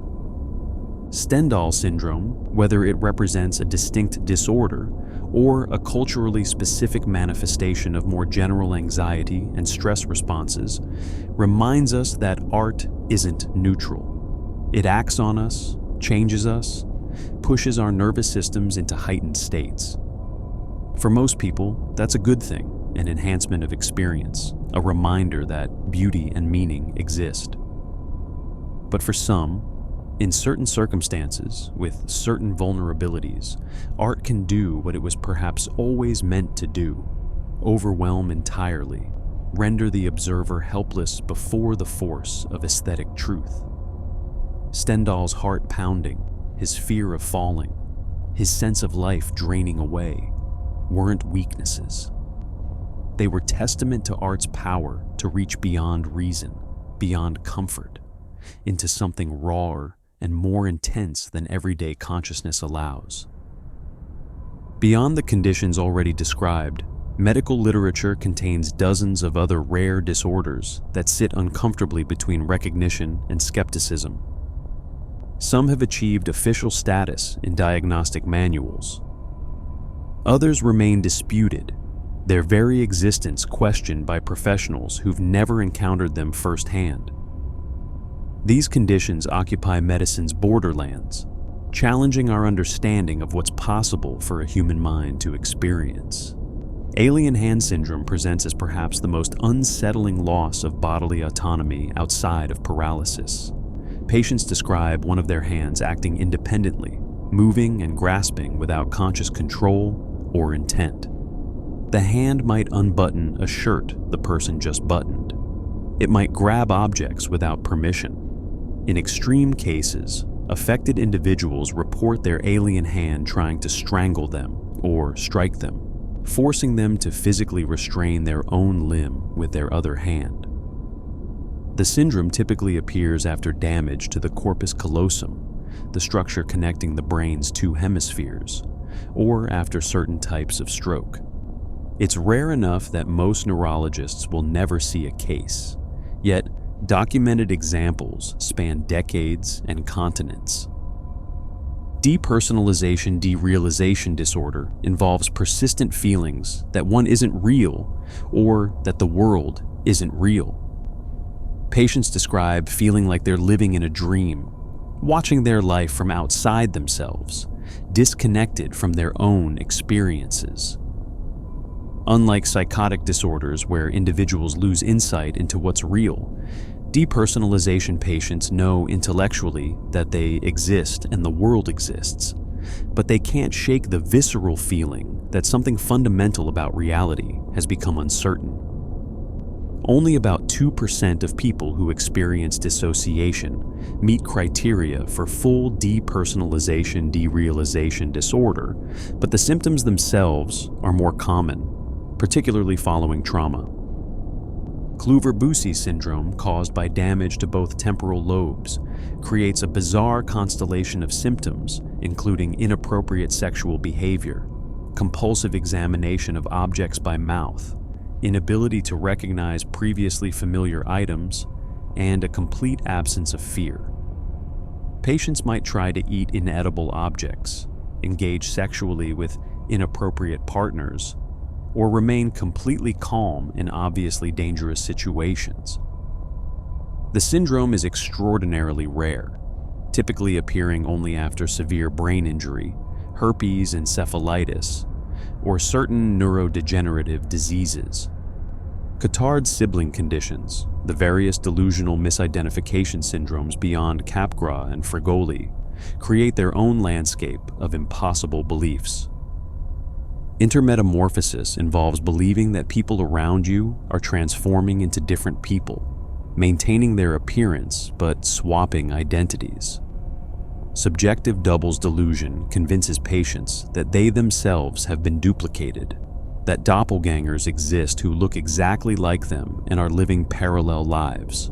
Reduplicative paramnesia makes people insist that familiar locations have been duplicated, that they're in a copy of their home or hospital rather than the actual place. Religious delusions, while not a specific syndrome, deserve mention for their intensity and conviction.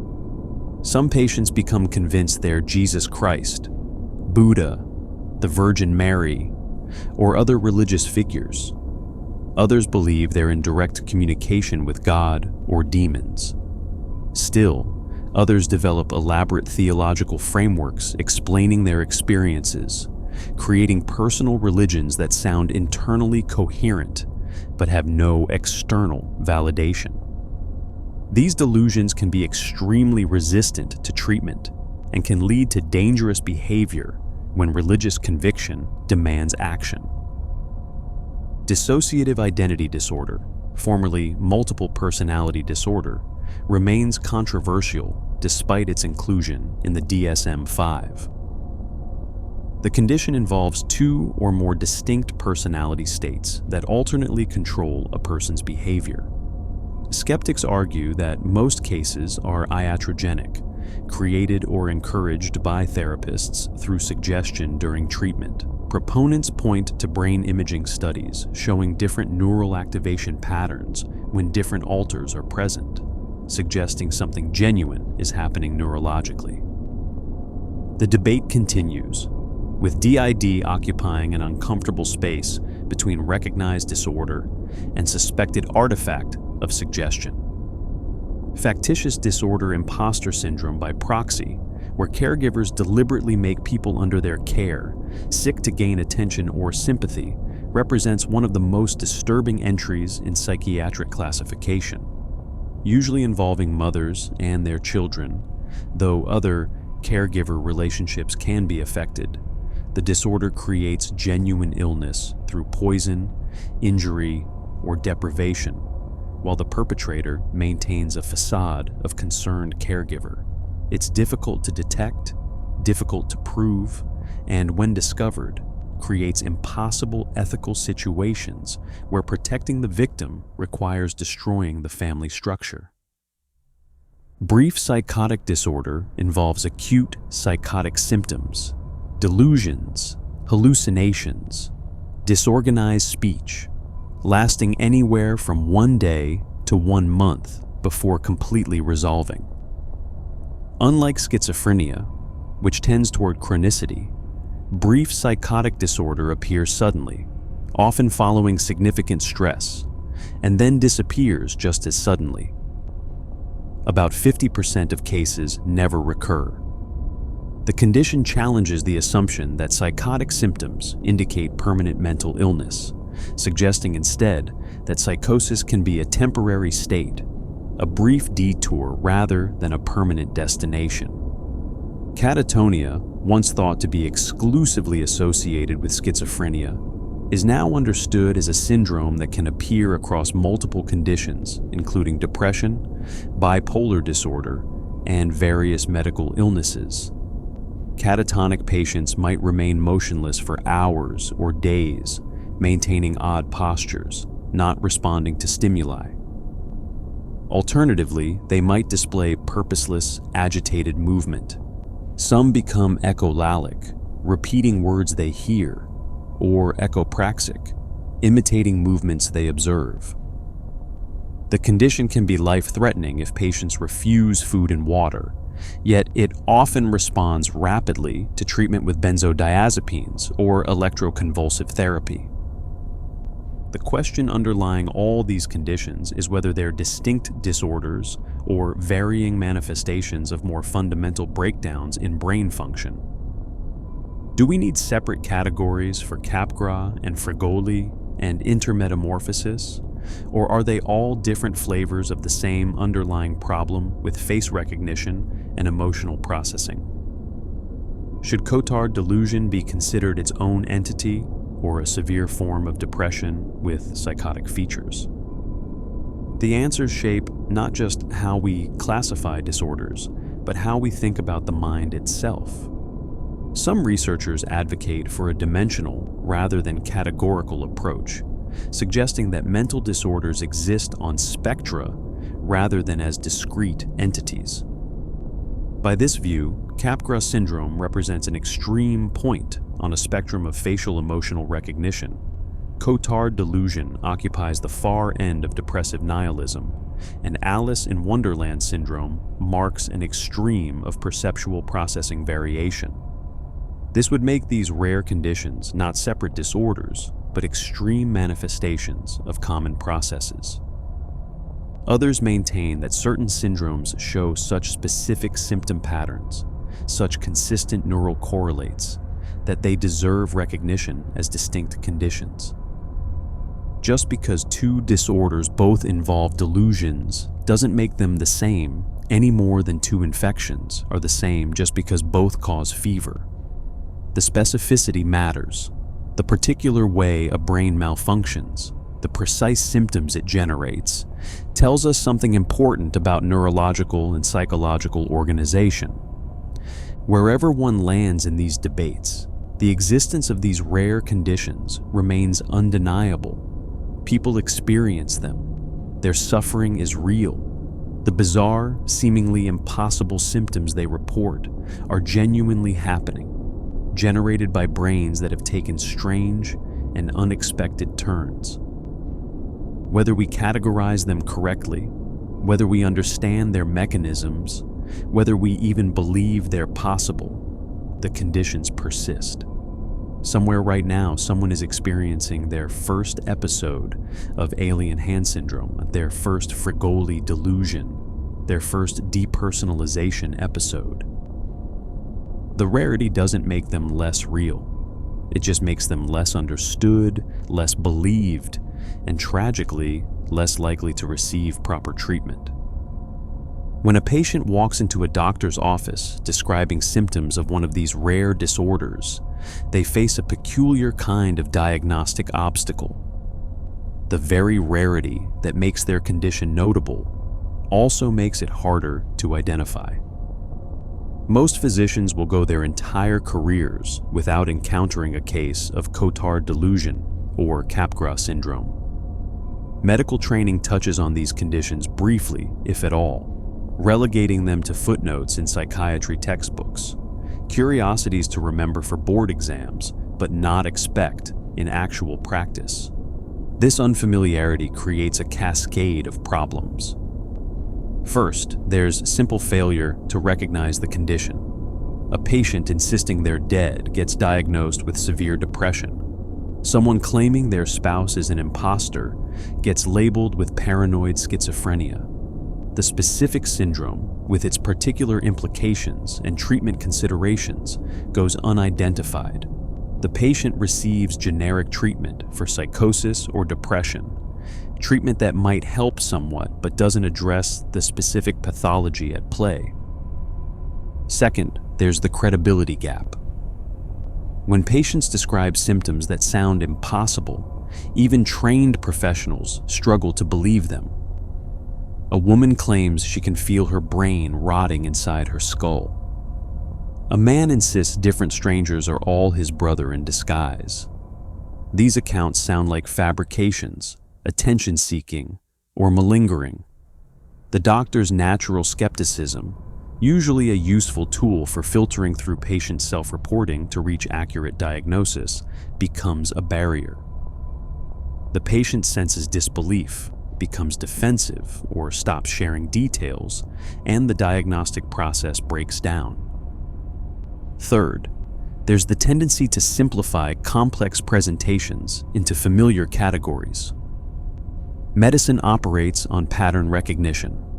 Doctors learn to identify common conditions quickly and efficiently, but rare disorders don't fit established patterns. They present with combinations of symptoms that don't quite match anything in the standard diagnostic categories. Rather than recognizing this as a potential rare condition, clinicians often force the presentation into the closest common diagnosis, a process called diagnostic overshadowing. The patient ends up with an imperfect diagnosis because the perfect one is too obscure to consider. Dr. Rachel Morrison, a psychiatrist at a major academic medical center, described her encounter with her first Cotard patient. The woman had been admitted through the emergency room with severe depression and suicidal ideation. Standard interview questions about mood, sleep, appetite, and suicidal thoughts revealed profound depression. But when Dr. Morrison asked about the woman's subjective experience, she got an unexpected answer. The patient said she was already dead. Dr. Morrison, assuming metaphor, asked her to clarify. The patient insisted, literally dead, deceased, gone. Her organs had stopped. Her blood had stopped flowing. She was a corpse.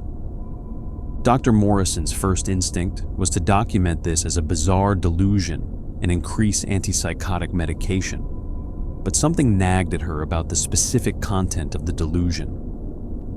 She pulled up her psychiatric reference materials and searched for delusions about being dead. That's when she found Cotard Delusion. Reading the description, she realized this wasn't just another case of psychotic depression. This was a documented syndrome with specific treatment considerations. The recognition changed her approach, influenced medication choices, and ultimately led to better outcomes for the patient. But Dr. Morrison acknowledged that without that moment of curiosity, without taking the time to search rather than assuming she already knew what she was dealing with, she would have missed the specific diagnosis entirely. And if even a psychiatrist at a major teaching hospital can nearly miss a rare condition, what happens when patients present to general practitioners, emergency room doctors, or mental health counselors with less specialized training? The problem extends beyond initial diagnosis to ongoing treatment. Rare disorders often lack established treatment protocols. Common conditions have guidelines, research-backed approaches, clear pathways from diagnosis to intervention.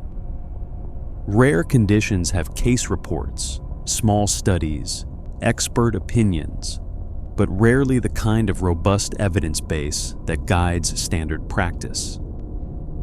Clinicians treating rare conditions are partly improvising, drawing on principles from related disorders, trying medications or therapies that seem theoretically sound but lack specific validation for the condition at hand. Patients become, in effect, experiments, not in a malicious way, but simply because medicine doesn't yet know what works. This uncertainty creates additional stress for everyone involved. The patient wonders if their doctor really knows what they're doing. The doctor worries they're missing something or choosing the wrong approach. The lack of clear guidelines means every decision carries extra weight, extra doubt. Insurance coverage adds another layer of difficulty. Rare conditions, especially those not yet included in the DSM or ICD classifications, may not be recognized as legitimate diagnoses for billing purposes.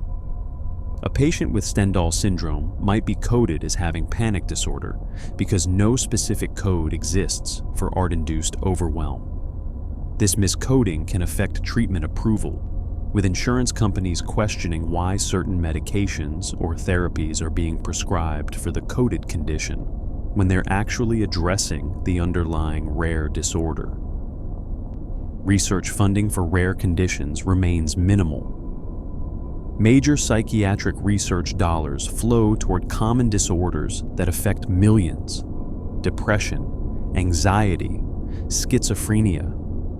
These conditions cause enormous suffering and deserve intensive research. But the neglect of rare disorders means we often understand them no better today than we did decades ago. The mechanisms remain speculative. The optimal treatments stay uncertain. The long-term outcomes go undocumented because no one is tracking patients systematically over years. Patient advocacy groups have begun forming around some of the better-known rare conditions. Body integrity, identity. Disorder activists, in particular, have worked to raise awareness, fund research, and challenge the stigma surrounding their condition. But most rare psychiatric disorders lack such organized support. Patients remain isolated, unaware that others share their experience, unable to compare notes or push collectively for better recognition and treatment. The advent of the internet has helped somewhat. Online forums and support groups connect people with rare conditions across geographic boundaries. A person experiencing Cotard Delusion can find others with the same condition, can learn they're not uniquely crazy, can share coping strategies and treatment experiences. But the internet also creates misinformation problems. Self-diagnosis based on internet research can lead people to convince themselves they have rare conditions when they don't, complicating the diagnostic picture when they eventually see a professional. The medical community's struggle to accept rare conditions as real reflects broader tensions in psychiatry between biological and social models of mental illness. If a disorder has clear neurological correlates, identifiable brain damage or dysfunction, it's easier to accept as objectively real. But some rare conditions, particularly those without consistent neuroimaging findings, remain suspicious. Are they real brain disorders, or are they cultural constructs, ways societies explain unusual experiences that might be normal variations in human psychology? This debate isn't merely academic.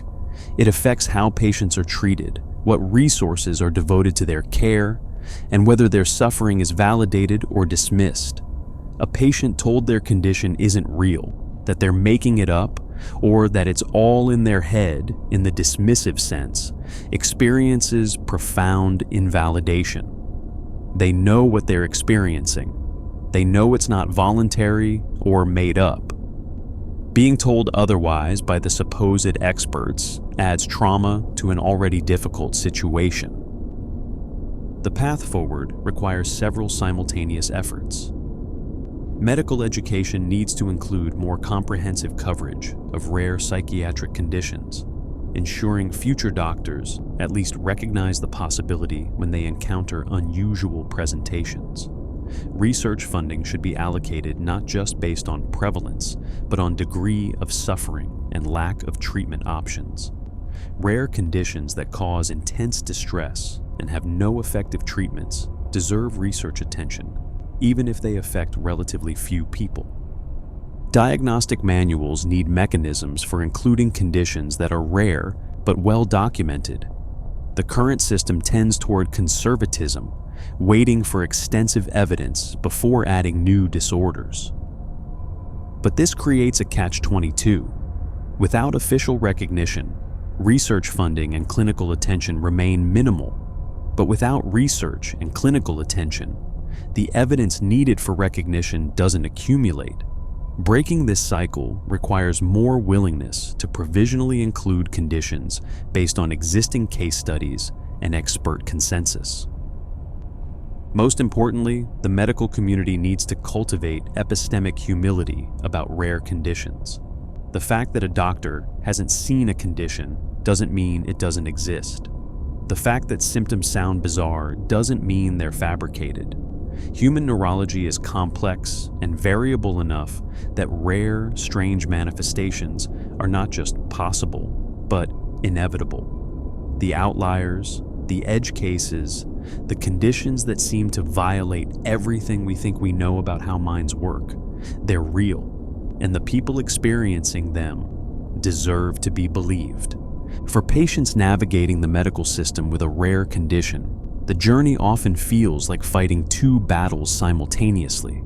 First, there's the condition itself, the symptoms that disrupt their lives and challenge their sanity.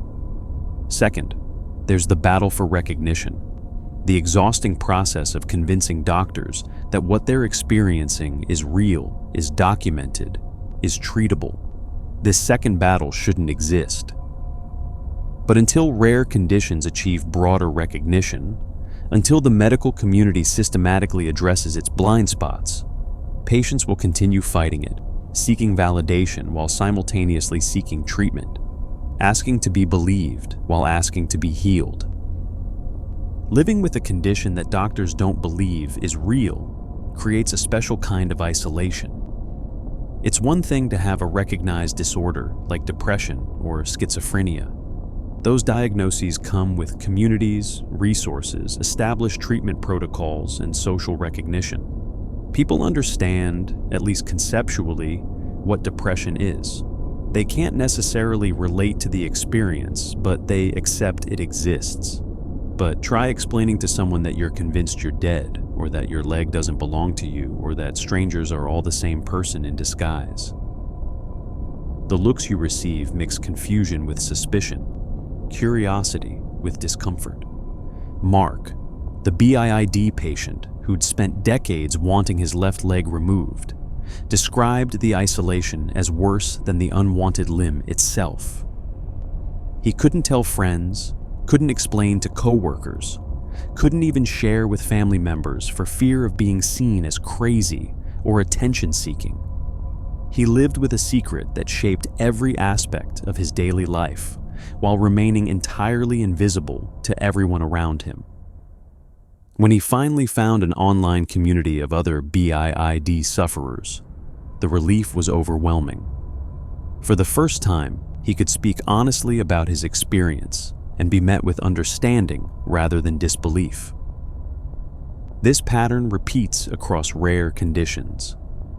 Patients describe years of silence, of keeping their symptoms hidden, of pretending to be normal while navigating extraordinary experiences. The secrecy becomes its own burden, adding to whatever distress the condition itself creates. They develop elaborate coping mechanisms, ways to manage symptoms without revealing what's really happening. The woman with Capgras Syndrome who knows her husband isn't really her husband, but continues acting as if he is, to avoid conflict and questioning. The man with alien hand syndrome who wears gloves to hide the fact he's restraining his own hand from acting independently. Employment presents particular challenges. How do you explain to an employer that you need accommodation for a condition they've never heard of and probably don't believe exists? How do you request time off for appointments when you can't explain what you're being treated for without sounding unhinged? Some patients resort to lying, claiming more mundane conditions that carry less stigma. Others simply try to power through, accepting that their work performance will suffer because they can't ask for the understanding and flexibility they need. Relationships suffer under the weight of unbelievable symptoms. Spouses struggle to understand why their partner, seemingly fine in most ways, has this one bizarre belief or experience they won't let go of. The spouse with Capgras Syndrome who insists you're an impostor tests the marriage in ways that feel both deeply personal and completely irrational. How do you maintain intimacy with someone who believes you're a fake? How do you stay compassionate when their delusion directly denies your existence? Parents of children with rare conditions face different but equally difficult challenges. They watch their child suffer from something they can't fully explain or defend. They take their child to multiple doctors, seeking someone who will recognize and validate what's happening. They field questions from teachers, from other parents, from family members about why their child is struggling. Often they lack good answers because they don't fully understand the condition themselves and can't point to simple, well-known diagnoses. The financial burden can be crushing. Rare conditions often require extended diagnostic processes, multiple specialist consultations, sometimes experimental treatments not covered by insurance. Families may need to travel to find doctors with relevant expertise. They pay out of pocket for therapies that might help, but haven't been proven effective. The costs accumulate while income potentially drops if the affected person can't work, or if a family member needs to reduce hours to provide care. Social isolation extends beyond just hiding symptoms. Even when patients try to explain their condition, the reaction is often disengagement. People don't know how to respond. They change the subject. They offer unhelpful platitudes. They suggest remedies that make clear they don't understand what's being described. Eventually, patients stop trying to explain. They withdraw. They reduce their social circle to the few people who've proven willing to try to understand, even if full understanding remains impossible. The psychological toll of living with an unbelievable condition compounds the condition itself. Depression rates among these patients run extraordinarily high. When you're experiencing something profound and disturbing, when it's disrupting your life and sense of self, and when the medical establishment and your social circle either can't or won't believe you, despair becomes a rational response.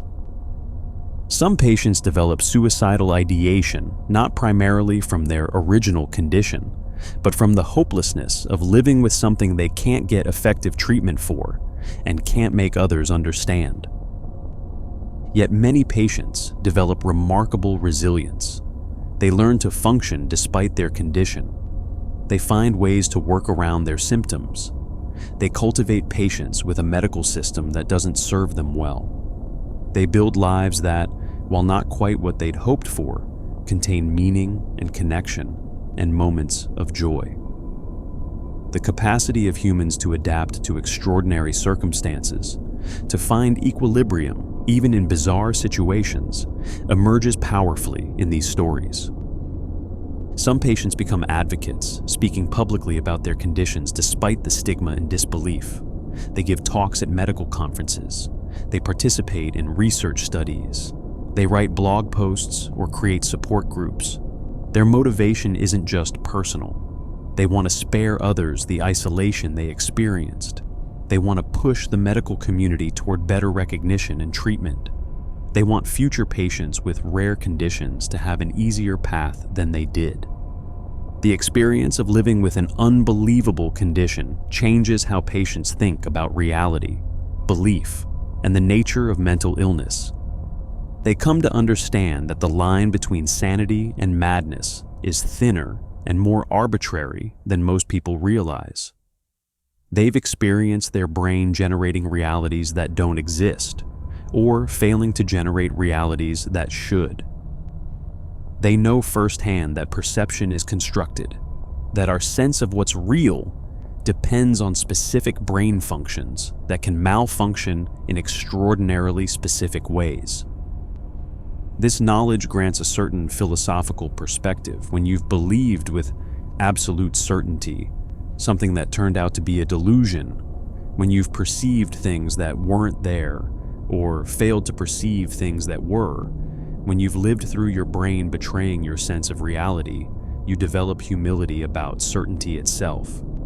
You understand that what feels undeniably true might not be, that what seems impossible might be your daily experience, that the boundaries between possible and impossible, real and unreal, sane and mad, are more negotiable than comfortable consensus reality pretends.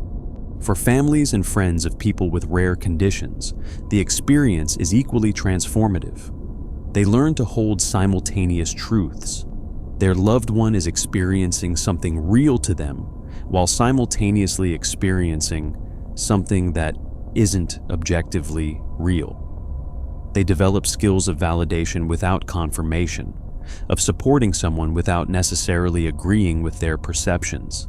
They learn patience and compassion in situations that test both.